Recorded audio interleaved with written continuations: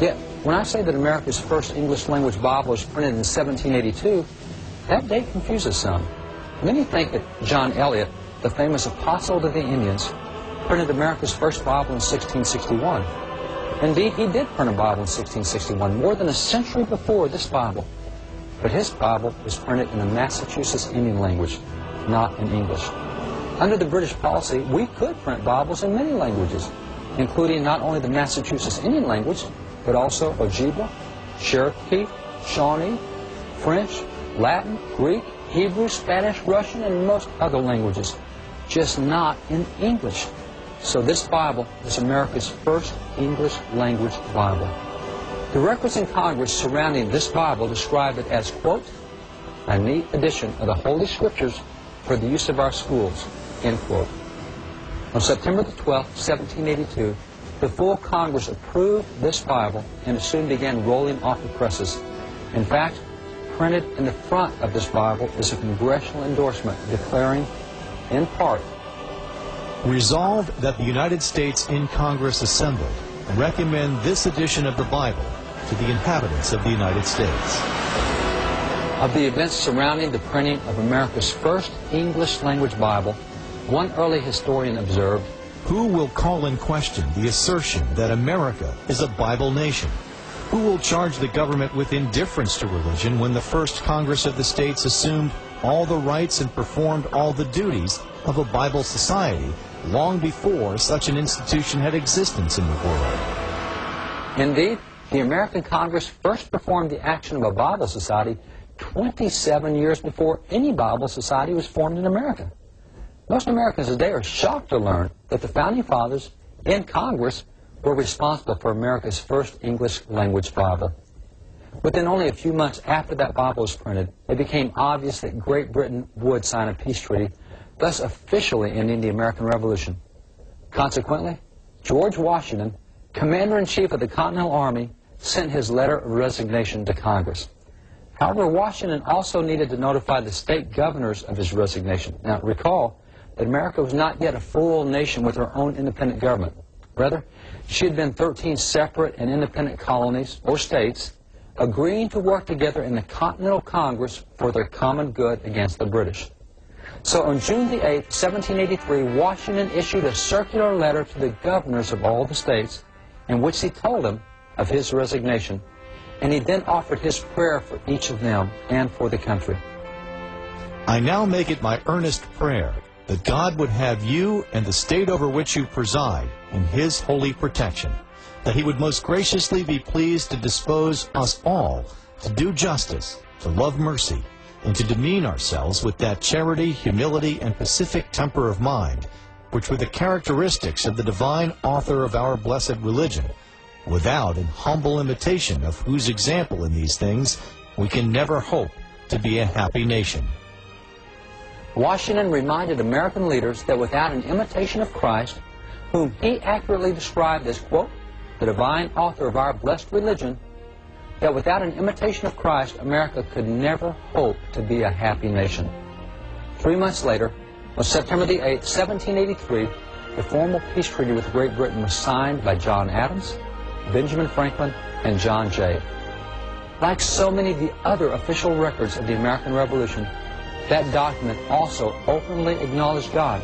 In fact, the opening line of the peace treaty began with the invocation, in the name of the most holy and undivided Trinity. This is yet another indication of the influence of the Bible and of its teachings on America. It is also a reminder of just how much so many in American media and government today have forgotten. And it also reminds us all just how far we've strayed from America's original biblical roots. Let's move ahead to the year 1787, the year of the Constitutional Convention. With national independence now a reality, America's legislators turned their full attention toward permanently securing their newly gained liberty. To this end, delegates from each state were sent to Philadelphia in May of 1787 to revise the Articles of Confederation. Now, the Articles of Confederation, that was the document under which the national government had functioned during the American Revolution. However, it soon became evident to all the delegates that revising the Articles was insufficient. A new government pact was needed. While the delegates had not originally convened for that purpose, their work ultimately produced an entirely new document, the U.S. Constitution. That Philadelphia gathering is now called the Constitutional Convention. One of the longest speeches in the convention was delivered by its elder statesman, Benjamin Franklin, on June the 28th, 1787. That speech came after weeks of debates when the delegates were having difficulty reaching a consensus on virtually any issue. Addressing George Washington, President of the Convention, Franklin declared, "Mr. President, in this situation of this assembly, groping as it were in the dark to find political truth, and scarce able to distinguish it when presented to us, how has it happened, sir, that we have not hitherto once thought of humbly applying to the Father of Lights to illuminate our understanding? In the beginning of the contest with Great Britain, when we were sensible of danger, we had daily prayer in this room for the divine protection. Our prayers, sir, were heard, and they were graciously answered. All of us who were engaged in the struggle must have observed frequent instances of superintending providence in our favor. And have we now forgotten that powerful friend? Or do we imagine we no longer need his assistance?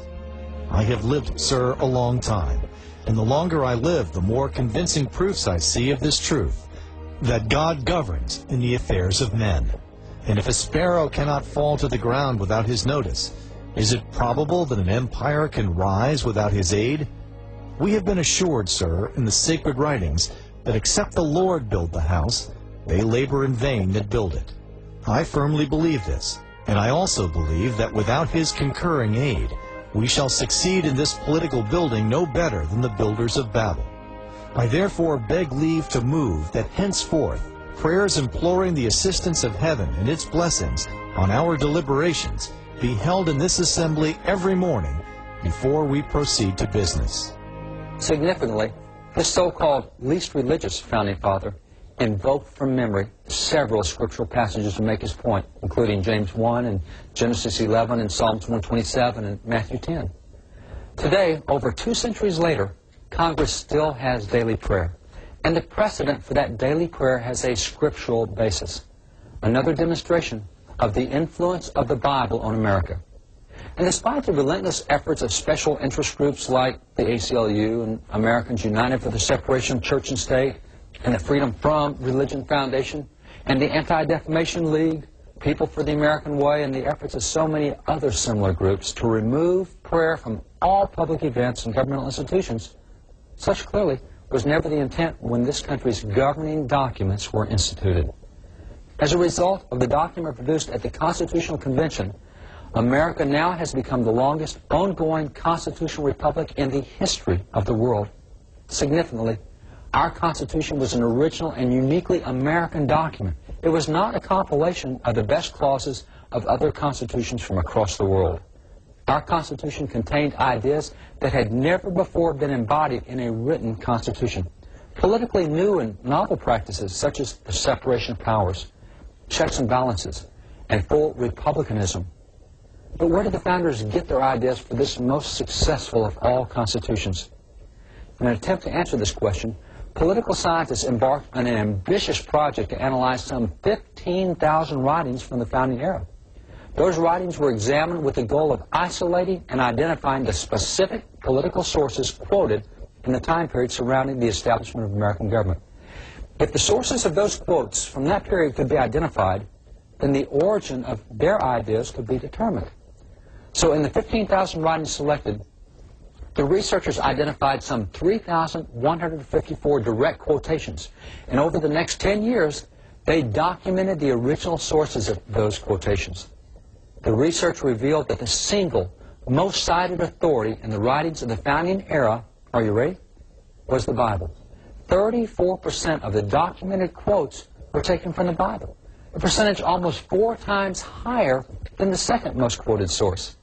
In fact, signers of the Constitution George Washington and Alexander Hamilton acknowledged that the principle undergirding the separation of powers was the same principle found in Jeremiah 17:9, a principle concerning the depravity of man that had been the subject of numerous sermons during the founding era.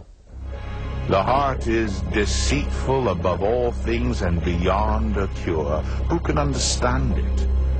Because man was naturally depraved, they understood that care must be taken to safeguard his having absolute or unrestricted power. Thus, separation of powers and checks and balances were installed. Many other Bible verses and principles also found embodiment in the Constitution.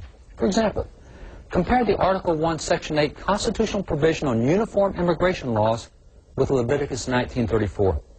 Leviticus 19:34 states, The alien living with you must be treated as one of your native born. Love him as yourself, for you were aliens in Egypt. I am the Lord your God. The verse says that aliens are to be treated uniformly.